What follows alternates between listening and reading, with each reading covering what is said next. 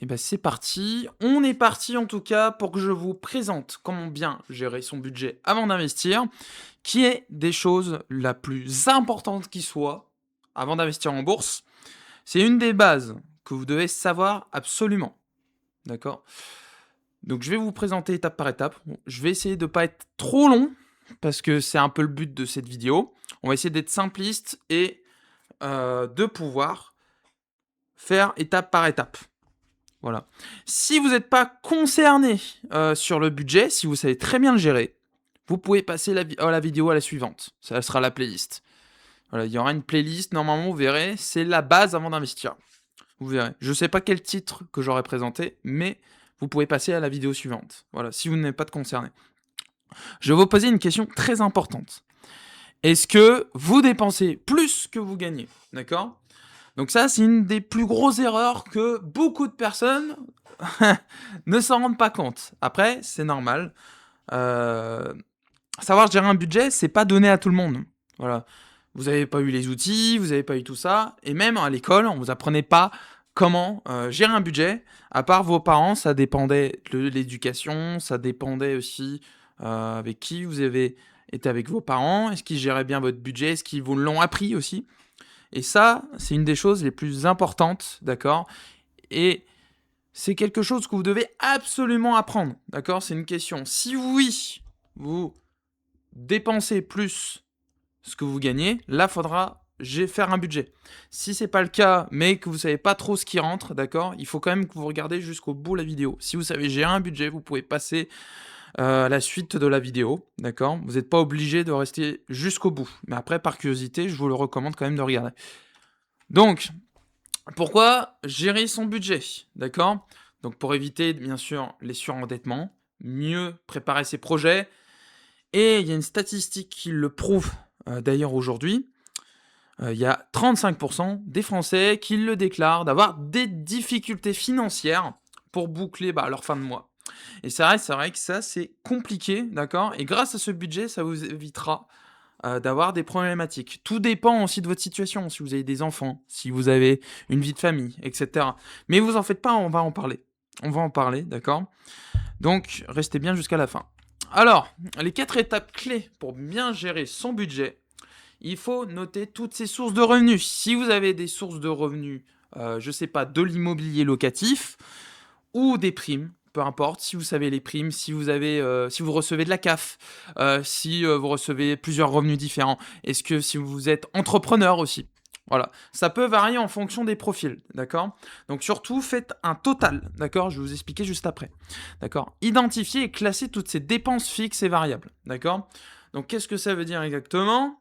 Qu'est-ce que vous dépensez dans votre loyer? Qu'est-ce que vous dépensez dans votre crédit immobilier, par exemple? Quel abonnement vous prenez chaque mois? Est-ce que vous avez un abonnement Basic-Fit? Est-ce que vous avez Netflix? Est-ce que vous avez ci?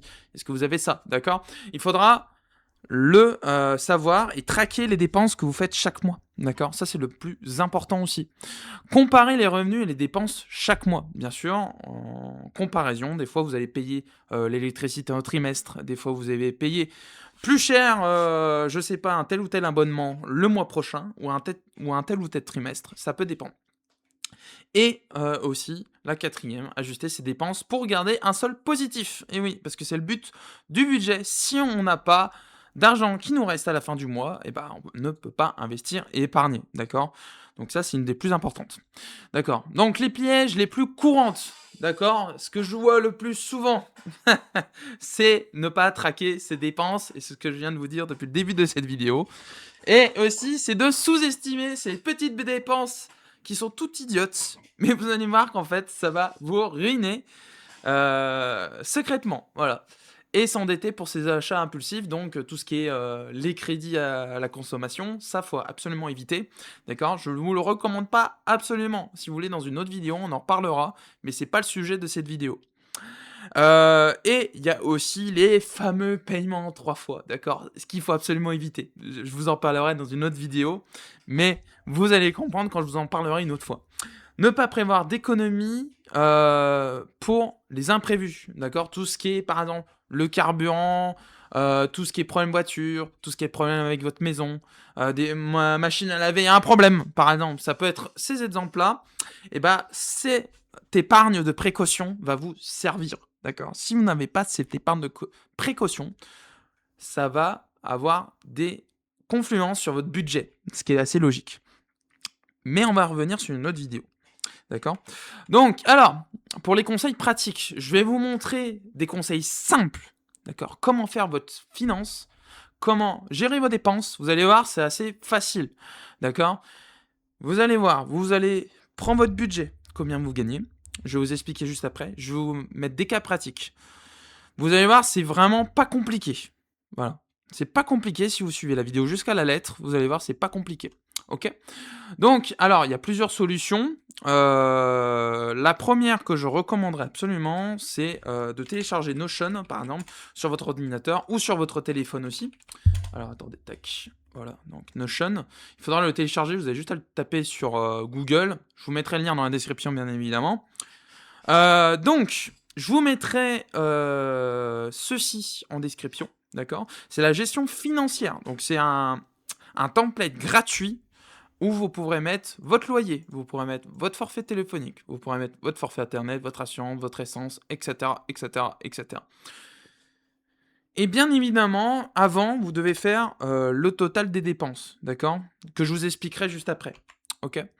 Alors, du coup, vous avez une autre solution aussi, qui est une solution que j'apprécie beaucoup. Je vous mettrai le lien dans la description, bien évidemment, d'accord? Que vous ne cherchez pas n'importe où, que vous prenez pas n'importe quoi non plus, ok? Donc, alors, calculateur de budget. Donc, moi, j'aime bien le logiciel Finari. Alors, je ne suis pas du tout sponsorisé par Finari, pas du tout, mais j'aime bien leur logiciel simple et je le présente à beaucoup de personnes. Et croyez-moi, c'est super simple, d'accord?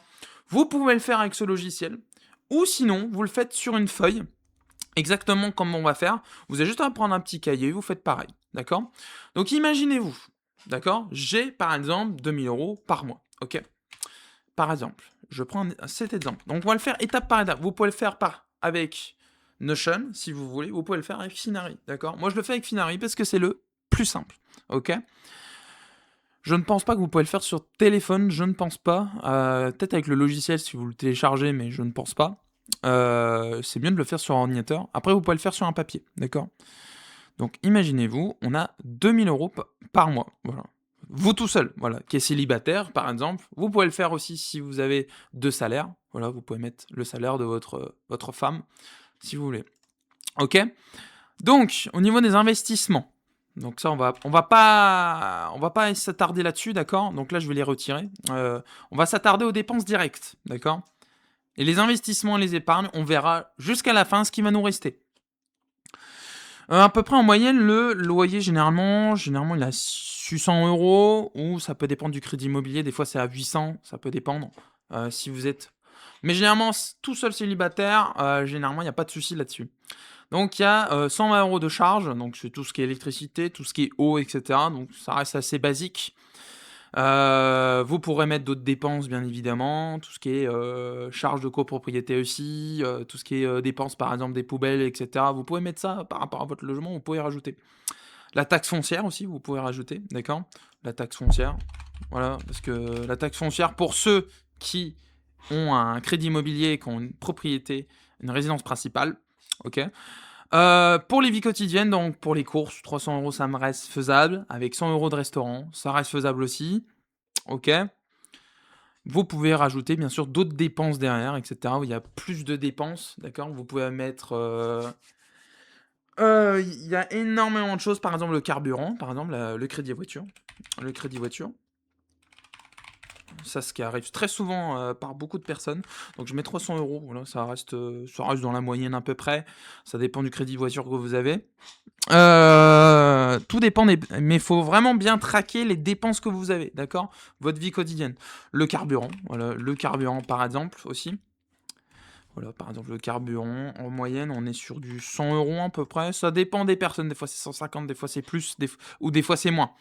Moi, par exemple, ça n'a complètement rien à voir. Je n'utilise pas beaucoup ma voiture et pourtant, je ne sais pas, 40 € par mois. Voilà, ça peut pas être équivalent avec le mien. Mais vous voyez un petit peu ce que je veux dire, un peu pas dans la moyenne, dans les 100 euros. Mais ça, faut que vous fassiez très attention, il faut que vous regarder et vous fassiez une moyenne avec vous. Regardez votre compte courant et regardez, traquez un petit peu ce qu'il y a dedans. Ok. Donc Internet, téléphone, donc à peu près, Free, etc. Téléphone, abonnement, ouais, on est dans les 50. Basic Fit, si vous prenez un des plus chers, on va dire 35 euros, on va dire, dans ces eaux-là. Netflix, après, vous pouvez mettre abonnement. Moi, je fais ça au plus simple. Vous pouvez mettre abonnement. Ouais, bon, abonnement. Et vous prenez tous les abonnements, vous allez dans calculatrice. Voilà, vous faites vos calculs, etc. Combien coûte Netflix. Si vous avez, par exemple, Amazon+, Disney+, si vous avez Canal+, etc. Qui fait à peu près, je dirais, en moyenne 80 euros. Voilà. Si vous avez plein d'abonnements, etc. Après, vous pouvez catégoriser Netflix ou vous pouvez catégoriser Disney+, pardon. Disney+, etc. D'accord. Vous pouvez faire ça, hein, ça peut être plus simple pour vous, pour mieux traquer les dépenses, etc. Hein, ok. Il y a les assurances aussi, donc ça, c'est pas ajouté. Mais je vous le recommande, on a tous des assurances habitation, qui est obligatoire, bien sûr, si vous avez un loyer. Donc, assurance habitation, vous mettez vos assurances voiture, vous mettez tout ce qu'il y a ici. En moyenne, on est sur du 30 euros, tout dépend du logement que vous avez. Voilà. Vous pourrez rajouter d'autres catégories, voilà, vous pouvez faire tout ça. D'accord. Et vous avez ici ce qui vous reste, d'accord. Des fois, s'il y a quelque chose qui peut dépasser, il vous le dira. Voilà, attendez, tiens, je vous mets 300 euros par exemple. Voilà. Voilà. Vous dépassez le budget de 15 euros par exemple. Voilà. Au moins, ça vous donne une petite idée. Donc, il nous reste 285 euros. Donc là, après, quand nous avons fait les dépenses, on va dans investissement. Et c'est là où ça devient intéressant. Vous allez répartir ce que vous avez besoin, d'accord. Je vous expliquerai dans une autre vidéo, d'accord, comment bien répartir son épargne, d'accord. Et le meilleur des façons pour répartir son épargne, c'est ce qu'on appelle le 50-30-20. Voilà, le 50-30-20. Donc, les revenus, voilà, vous avez les revenus, vous prenez ce que vous gagnez. Alors, les 50, c'est tout ce qui est dépenses obligatoires, loyer, charges, courses, etc. Après, vous avez les plaisirs, les loisirs, etc. Vous pouvez mettre, je sais pas, un cinéma, c'est un exemple. Cinéma, ça peut être restaurant aussi, par exemple. D'ailleurs, il est où? Il est là. Ok. On peut le mettre dans le loyer. Ah bah non, on peut pas le mettre. Bon, c'est pas... Ah si, on peut le mettre, je pense. Non, j'arrive pas à le mettre. Bon, c'est pas grave. Donc cinéma, voilà, vous allez souvent au cinéma, donc 1 euro par mois par exemple. Vous pouvez rajouter toute suite de plaisir. Donc vous pouvez faire plaisir sur les 30, d'accord. Et les 20 de votre 2000 euros, c'est de l'investissement et de l'épargne, d'accord. Donc, dans votre livret, par exemple, dans votre livret A, par exemple, de ce qui vous reste là, vous pouvez mettre, par exemple, 200 euros, par exemple. Voilà. Si vous n'avez pas d'épargne de précaution, mais je vous expliquerai dans une autre vidéo, d'accord. Donc, vous pouvez mettre une catégorie épargne si vous voulez, d'accord. Bon, je l'ai mal écrit en plus, épargne. Et vous pouvez rajouter une autre catégorie qui s'appelle la bourse, par exemple, ok. Si vous investissez déjà en bourse ou pas, peu importe. Voilà. Mais n'investissez pas maintenant. Voilà, essayez de vous cadrer déjà votre budget et après on en reparlera. Donc il me reste par exemple 60 euros. Donc on va mettre 60 euros, tac, hop.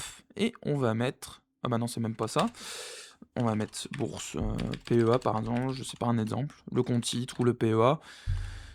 Tac, 60 euros, tac, et voilà. Et là vous avez votre budget. Voilà, comment le télécharger? Vous faites exporter le graphique et vous pourrez l'enregistrer sur votre ordinateur. Si vous ne l'avez pas, vous pouvez le faire sur le téléphone en téléchargeant Finari, d'accord, sur l'application. Et voilà, donc là, vous avez votre salaire, avec votre budget, voilà, l'épargne, etc., votre PEA, votre logement, vous avez tout dessus. Okay. En plus, cinéma, je l'ai hyper mal écrit. Bon, après, c'est pas grave. Voilà. Bon, vous voyez un petit peu le truc déjà. Et vous pouvez le faire littéralement sur ça aussi. Vous pouvez mettre votre loyer, vous pouvez mettre votre forfait, etc. Pareil, là, votre épargne 1, il y a épargne 2. Après, vous pouvez mettre bourse aussi. Voilà. C'est à peu près le même principe, exactement le même. C'est sur un autre logiciel. Ça, vous pouvez le faire sur téléphone. Ça, par contre. Ça, vous pouvez le faire sur téléphone. Je vous enverrai le lien en description, bien évidemment. Et comme ça, vous irez regarder par vous-même. D'accord. Et bon, je vous ai expliqué comment gérer votre budget. On va passer par la suite d'une autre vidéo qui arrivera prochainement.